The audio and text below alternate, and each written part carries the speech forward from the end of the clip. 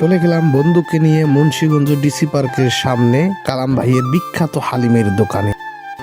বন্ধু আমার কাছে আসছে, যেহেতু মুন্সিগঞ্জ আসছে সেহেতু মুন্সিগঞ্জের বিখ্যাত হালিম খাবো না তা তো না। বন্ধুকে নিয়ে গেলাম কালাম ভাইয়ের বিখ্যাত হালিমের দোকান।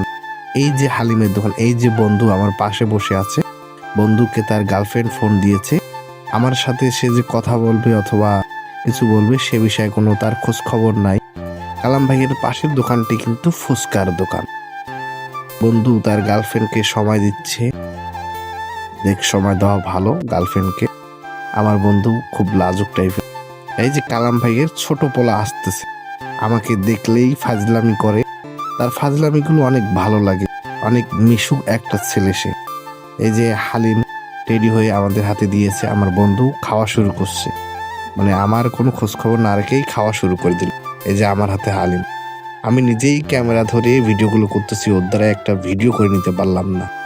বন্ধু এই যে লাজুক টাইপের, খালি হাসে এবং ভিডিও করতে দেয় না, ক্যামেরার সামনে আসতে চায় না। তারপরও ভিডিও করলাম। হালিমটা কিন্তু অসাধারণ ছিল, বন্ধু বলল অনেক সুন্দর হয়েছে হালিমটা। তো বন্ধুকে মুন্সিগঞ্জের হালিম খাবো না এমনটা তো না। যাক, বন্ধুকে হালিম খেয়ে ভালোই লাগতেছে। বন্ধু হালিম খাচ্ছে, এই যে আমার হাতে হালিম দেখ। তো বন্ধু ক্যামেরা ধরলো, এখন আমি খাচ্ছি। অনেক সুন্দর হয়েছে হালিমটি। হালিমটি যদি খেতে চান আপনারা মুন্সিগঞ্জ ডিসি পার্কের সামনে এসে কালাম ভাইয়ের দোকানে হালিম খেতে পারেন। বন্ধুকে নিয়ে হালিম খেলাম একসাথে, বন্ধুর সাথে কথা বললাম, অনেক ভালো লাগলো।